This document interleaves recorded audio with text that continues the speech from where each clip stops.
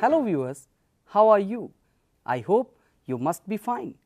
Today we are going to read a poem, but before that let us think and share. Let me ask you a question. What do you see on the screen? And what might be the situation in the picture? So viewers, were your options and thoughts similar to the statements displayed on the screen, like a mother is seeing off her daughter at the airport. Daughter is going away from her mother for higher studies or some work. Both of them are sad for going away from each other, or both are concerned for each other's health and well-being. If yes, then you are very close to the theme of the poem we are going to read.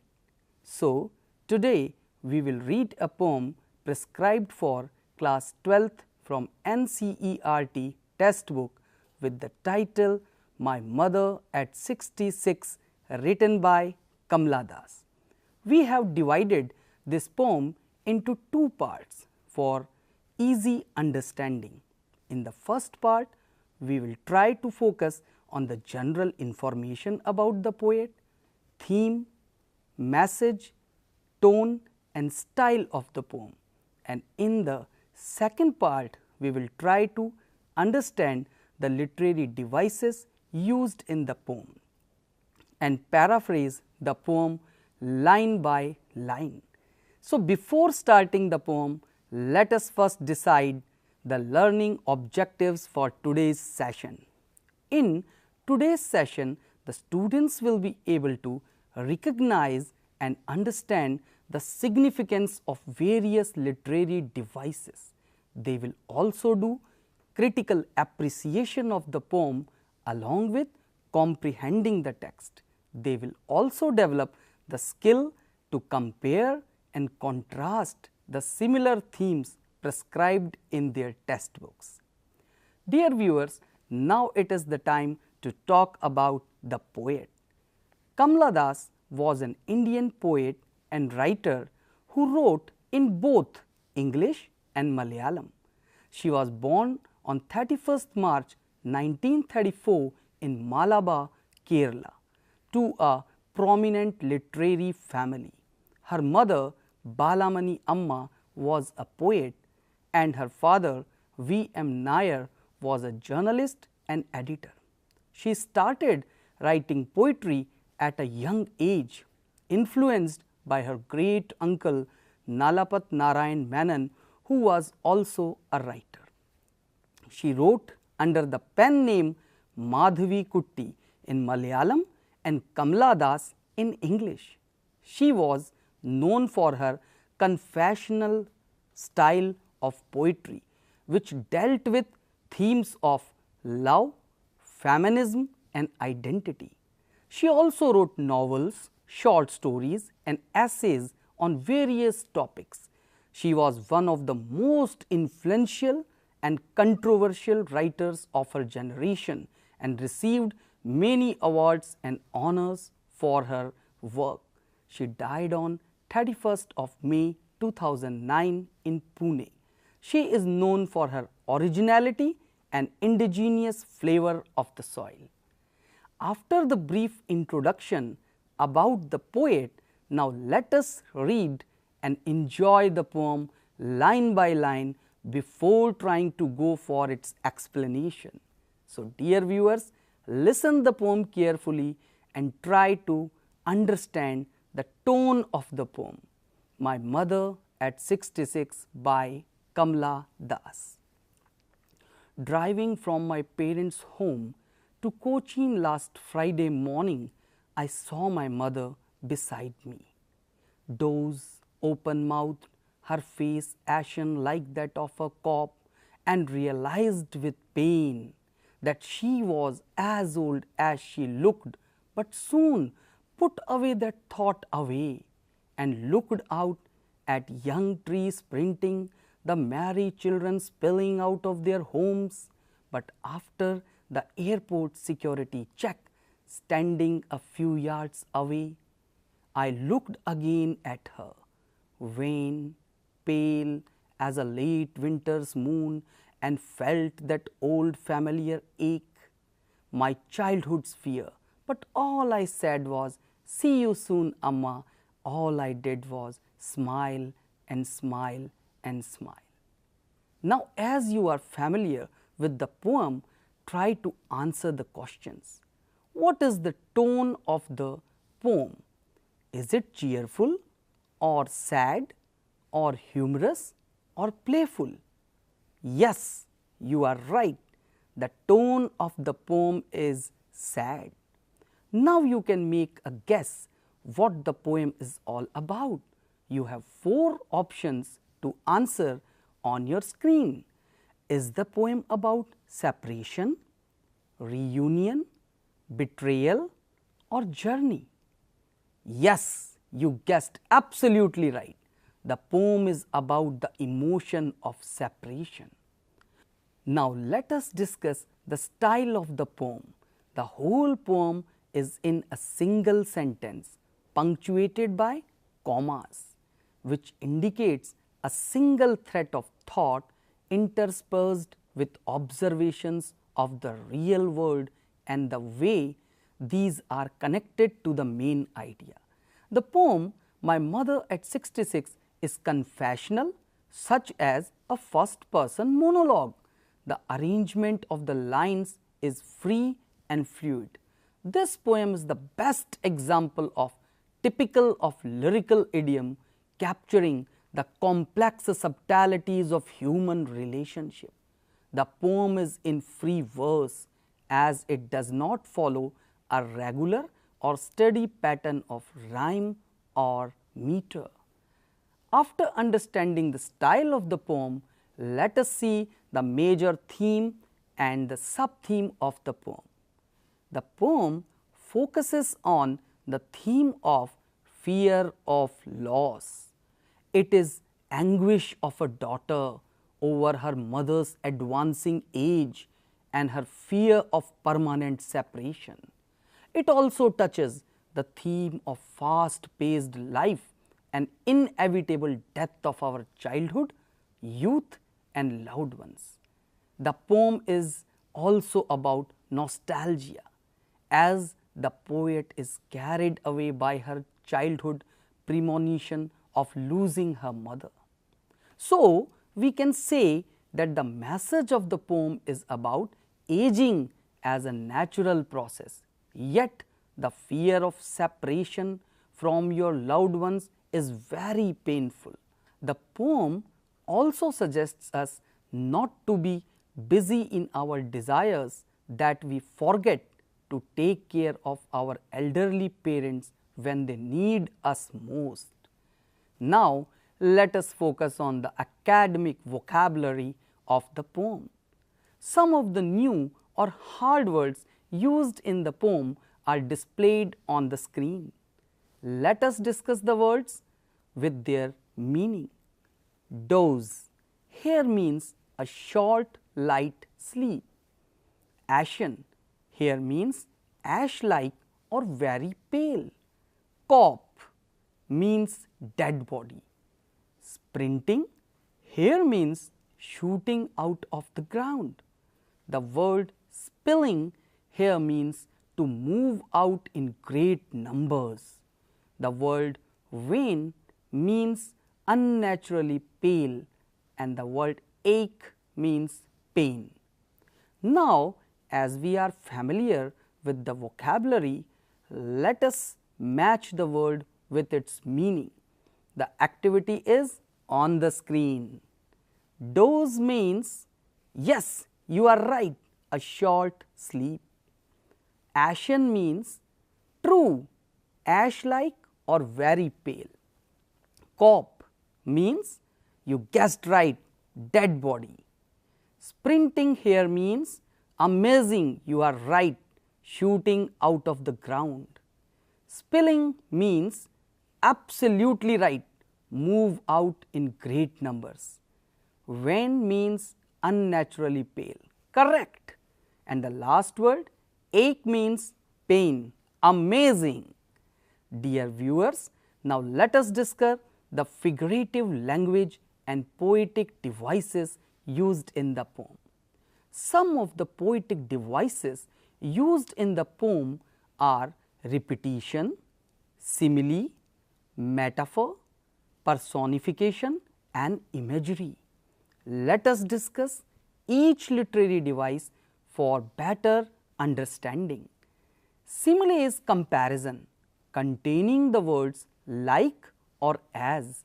Examples of simile from this poem are her face ashen like that of a corpse and pale as a late winter's moon. Now, let us discuss about personification. When we refer inanimate objects with human-like qualities or abilities, it is personification. An example from the poem is trees printing. Let us talk about next poetic device used in the poem, repetition. It is the use of repeated word parts, words or phrases as in the poem, thought away, smile and smile and smile. The fourth poetic device used in the poem is metaphor. It is reference of one thing to imply another. Comparison without like or as. Example from the poem is merry children spilling out of their homes. The fifth and the last poetic device is imagery. It is description of anything we can see, hear, taste, touch or smell. And the examples from the poem are merry children, trees printing, winter's moon. Now, as we are familiar with the style, tone, vocabulary and the poetic devices used in the poem, it is time to paraphrase the poem line by line. For easy understanding, we have divided the poem into 4 parts. Let us paraphrase the first part. The lines from the poem are on the screen. Before paraphrasing, let me recite the lines for you first. Driving from my parents' home to Cochin last Friday, morning I saw my mother beside me. In these lines, the poet recalls a trip back to Cochin from her holiday in her parents' house the previous week. It was Friday and that morning she was driving with her mother next to her on the front seat. Now let us paraphrase the second part displayed on the screen. Doze open-mouthed, her face ashen like that of a corpse, and realized with pain that she was as old as she looked, but soon put that thought away. And in these lines, the poet says that she was observing her mother, who was fallen asleep on the front seat with her mouth slightly open. Her mother's face was pale, and it reminded her of the nearly white faces of dead bodies. It is then that she comes to realize that her mother was not young any longer, and that her appearance had caught up with her age. This was very hard for the poet to accept, and so she was determined to focus her attention on something else. Now look at the third part of the poem displayed on the screen. Looked out at young trees printing, the merry children spilling out of their homes, but after the airport's security check, standing a few yards away, I looked again at her, wan, pale. In these lines, the poet says that she turned away from her aging mother and decided to look outside the windows of the car in which she was driving. Outside, her eyes fell on the trees. that the vehicle was passing by. The car was moving so fast that by way of relative motion, it seemed to the poet that all the trees she could see were also running at full speed past her. It seemed that those trees must have been quite youthful if they had the energy to move at such a fast pace. The poet's eyes also fell on the children who were coming out of their houses brimming over with their excitement to get outside. The poet passed all these sights and reached the airport. Till then, her mind was distracted by the sights. However, after the security check, she was standing a short distance away from her mother, and again she chanced to notice the old woman. Just as before, her mother appeared very pale and insipid. Now let us read the final lines from the poem displayed on the screen.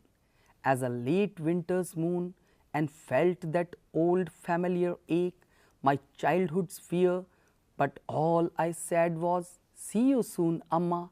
All I did was smile and smile and smile.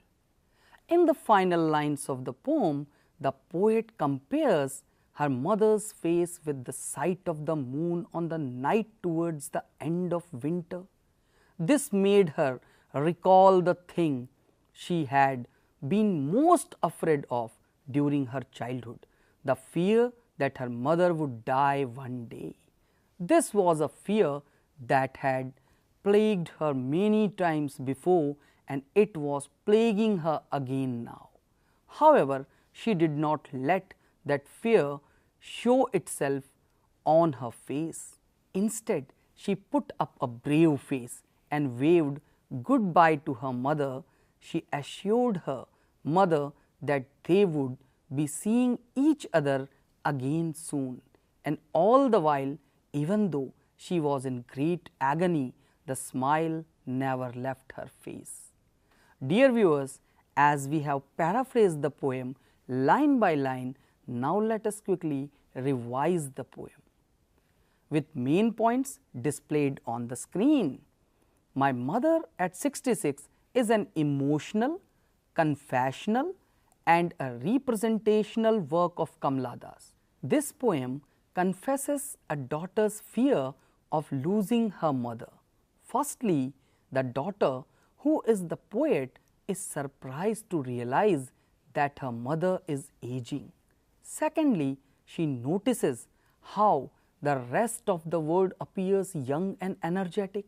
This is in contrast to her mother, who continues to age. Thirdly, the poet expresses her apprehension over losing her mother. Finally, the poet says how she hides her true feelings and smiles outwardly. She wishes to show her love for her mother.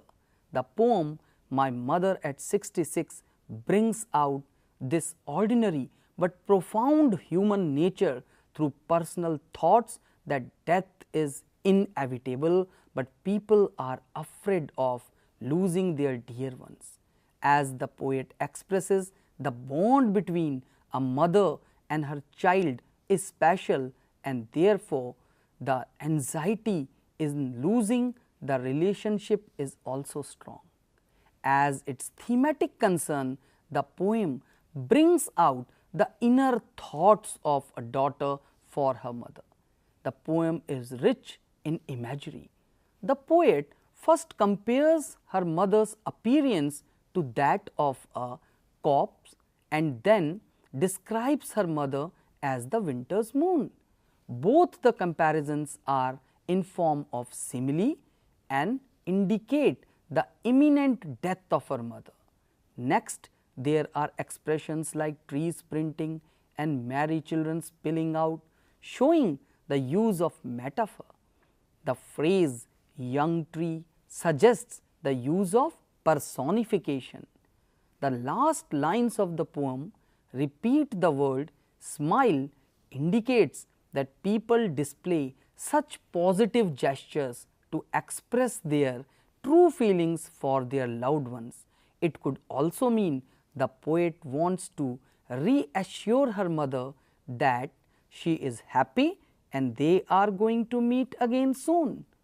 So, viewers, now let us do an activity to understand the theme of the poem by comparing and contrasting it with other lessons we have read in our earlier classes.